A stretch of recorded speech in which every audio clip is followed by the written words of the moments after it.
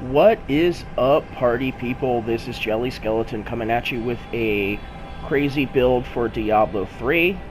Why am I playing Diablo 3 instead of 4? Well, watch my review if you want to know. But, long story short, that game's bullshit. Diablo 3 is much better. And being able to create unique and interesting builds that are outside of the box like this is really a testament to why. This build is capable of cruising way higher difficulty levels than it rightfully should. Being able to do damage to enemies that would be too spongy otherwise, and being able to survive due to the minions and their seemingly ungodly amount of tankiness. And I was pushing Torment 3 at level 44 with this, and that was using items that I'd gotten just on an easy playthrough up to that point. And soon I was able to work my way up to Torment 6. And I will say one wall you will potentially hit is the main bosses. They will eventually start spawning enemies quicker than you can kill them, and then they will overwhelm you. This is just because we are playing on too hard of a difficulty. And this is where the game really shows that, yes, you are playing on too hard of a difficulty right now, because this boss is undefeatable due to the war attrition no longer being in your favor. But when you're dungeon crawling, you can put it in your favor to the point where you're able to push through and get lots of levels up really, really quickly, get good gear dropping a lot faster, before you've even beaten the game. And then after you've beaten the game, allowing you to push into higher and higher difficulties earlier than you should be able to.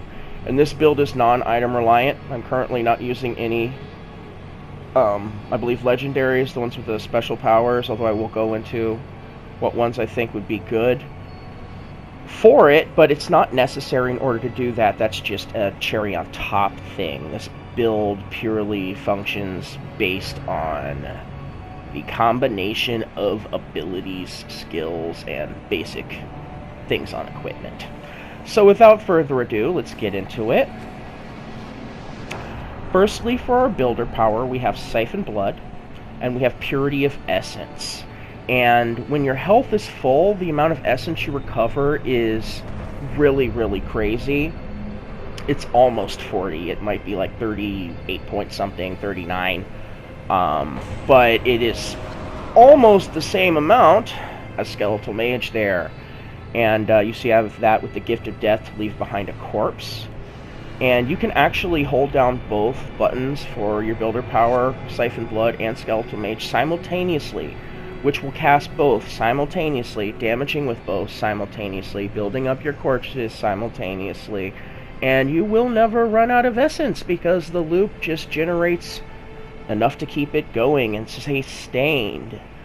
And why are we using the Gift of Death? Well, that is because we are running Corpse Lance, with the Blood Lance specifically, because that does the most damage. The thing about Corpse Lance is that it does way more damage than any other power, and it has really good economy with your corpses, because you can hit enemies from across the screen with a corpse that's just sitting way far away. They home in on enemies, and you can stack damage really quickly on an enemy by stacking corpses first. And so the name of the game with this build is basically stay alive long enough to stack corpses to actually be able to damage these enemies, because of the difficulty we'll be playing on. They will be so spongy with the amount of HP they have that really the only thing that's gonna significantly diminish their life bar with any rate is going to be Corpse Lance. Next up, we got Skeletons with Dark Mending. These are good for emergency scenarios when your health gets low, which can happen. You can get your health dropped really quick when you're in these high difficulties to get it back as quick as possible, so that's nice to have. And they also provide bodies on the board that are getting hit instead of you. They have a ton of HP, and, they do a little bit of damage themselves, so it's nice. Next, we have the Command Golem with the Flesh Golem. This is to create more corpses. He gives you, again, more board presence, same reason as the Skeletons. You could switch this out for Land of the Dead with Shallow Graves if you wanted to go for more of a build that was more burst damage rather than more consistent damage. Then you would go with the Flesh Golem. Either one would work perfectly fine. Next up, we got Blood Rush finally with Metabolism, and this is so that we can be maneuverable, get out of dodge, and get into favorable positioning easily. It also speeds running around through dungeons significantly. So there's really not much need to explain that. If you're playing a Necro and you're not running Blood Rush, what are you doing? Next, we're going to go with the passives, and the first one I chose is Swift Harvesting. This is what gets your Essence Gen up to almost 40, because I believe it's like 35 you get with your Siphon Blood. With the Purity of Essence back, it's 15 plus 20, because you get the extra 20 when you're full, so when you're multiplying that then by that 15%, that brings you almost to 40. And you will see in the gameplay how the bar literally drains and then fills back up as soon as it does, and just kind of maintains that, so that's really nice, and it does make a huge difference in being able to infinitely cast your skeletal mages, essentially. Next up, we have Final Service. You can die very easily in this, difficulty level we're pushing that's too high. So being able to just not die once is pretty great. Recharges every minute, and because of the fact we're running minions, it will be a full heal every time. And it's just another thing, it also helps keep the blood magic live, which, your Corpse Lance and your Blood Rush are. And that's one thing I love about this build, is you get the fun of playing a Blood Mage and the fun of playing a Summoner while being able to cruise way higher difficulties, so you get the fun of feeling that sense of accomplishment as well. Whoops. And then next we're going to go and get Grisly Tribute. That's our third passive. We are healed 10% of our life on hit when our minions hit the enemy. That's really great. Synergizes with the Dark Mending, and in general just gives you a lot of passive life regen, especially if you have your Skeletal Mages outcasting. That's a humongous amount of life that you're getting back. And then finally, we got Draw Life, which can potentially increase our life regen by up to 200%. And we do have a lot of crazy life regeneration in this build. It is 100% necessary in order to function, so that just helps make that a bit better. Next up, we're going to talk about the Paragon, and for our core, we're investing in intelligence, and pretty much we don't need to worry about maximum essence due to the way that our essence recharges as quickly as we use it. In theory, we could only have like 60 essence, and we would still function pretty much the same. So afterwards, you might consider dumping into Vitality or Movement Speed, but Vitality is something, honestly, you don't want too much of. You want enough to have survivability, but the more you have, the more you spend for each use of your blood magic, which means that your regen's going to take longer to regenerate it. So there's a good sweet spot between having a ton of regen, but not so much vitality to where that regen isn't as effectual and you get the most economy out of your blood magic, but still maintaining enough to where you're fairly survivable. Next up for offense, we're going for attack speed. The cooldown reduction's not super relevant. I really feel like it's not a significant enough amount to be worth it, but the little extra attack speed is something we'll be getting value out of all the time. And then, whatever after that is reasonable to invest.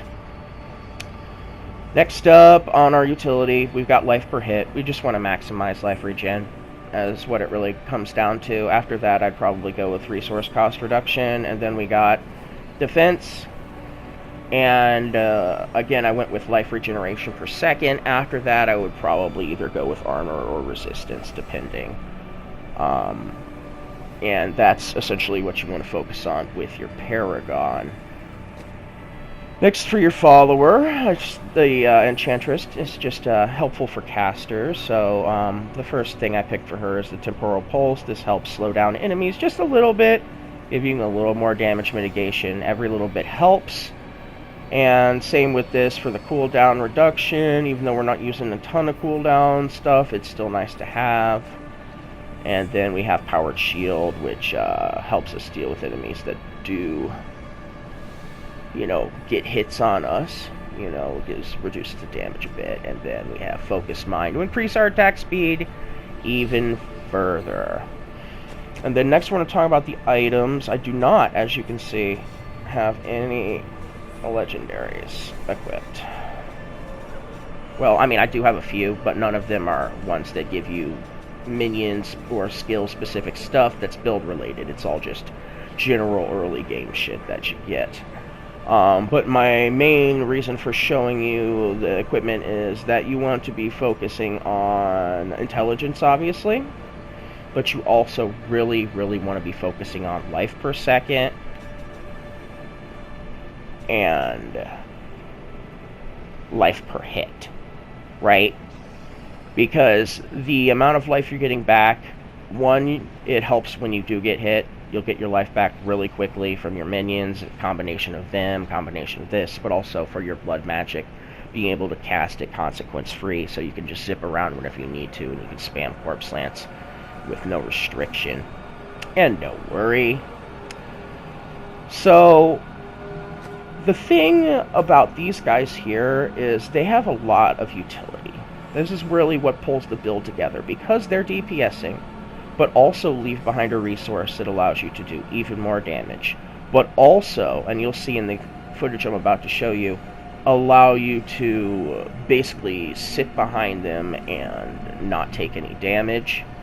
They are something that you would consider in, say, a trading card game like Yu-Gi-Oh! To be a high value thing. They generate a lot of potential advantage for you, and as a result, this build is able to push what it's able to push. So without further ado, let me show you a little bit of gameplay.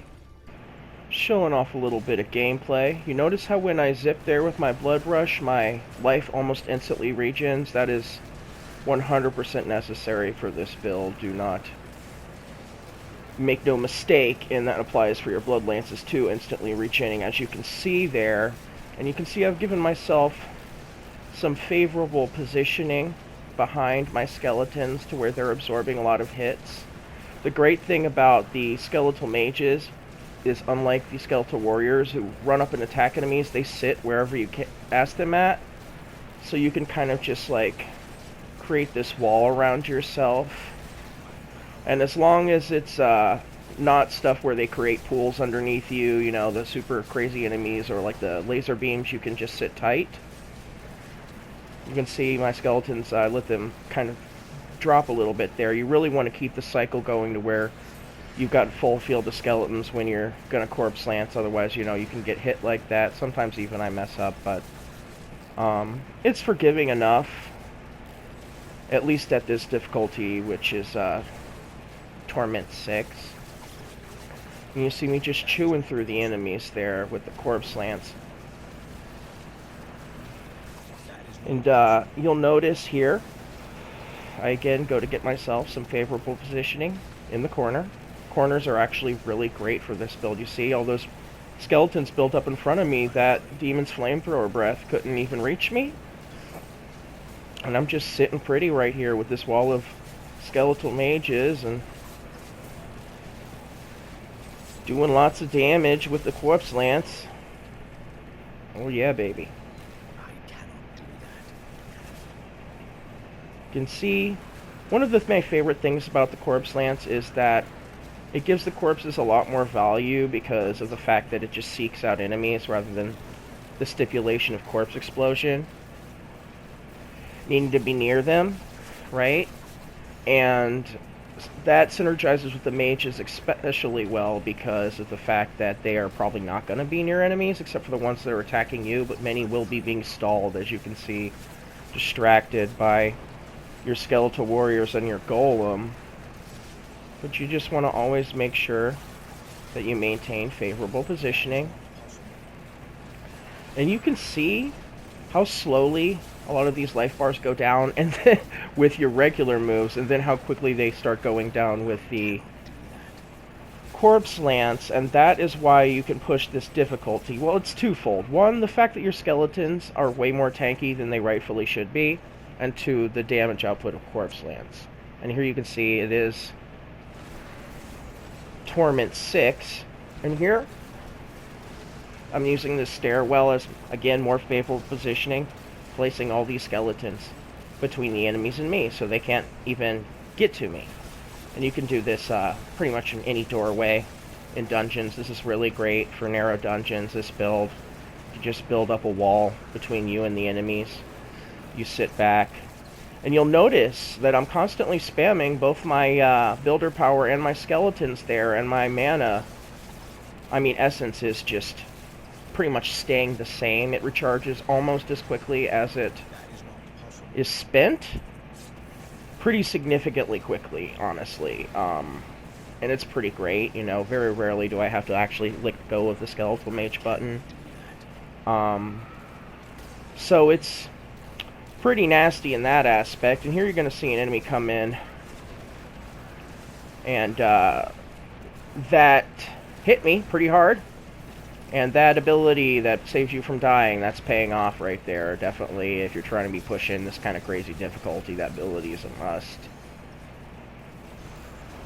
And as you can see, like, the health barely moving, like, until I start Corpse Lancing. Just look at the difference. It's so much quicker with the Corpse Lances. And you're going to see me here getting, once again, favorable positioning in this corner. This really tough enemy comes up on me, but he can't touch me because of my skeletons. Literally, like, he cannot move past the skeletons and to get into this corner, you know. So, like, the favorable positioning, very important. Very, very important in this build. And again, I let my skeletons drop a little bit too much there. Took some damage as a result. But as you can see, it's pretty crazy. Just take note of how slow that health's going down there. And then how quick it goes down with the Corpse Lance. It's really such a huge difference. You're seeing the health barely move. And then when the Corpse Lance happens, all of a sudden that health starts dropping. And that's really the big determining factor.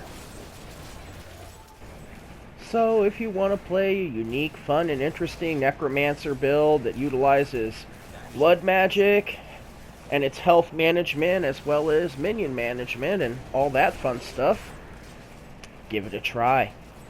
This has been Jelly Skeleton. Sit and spin, my fine friends.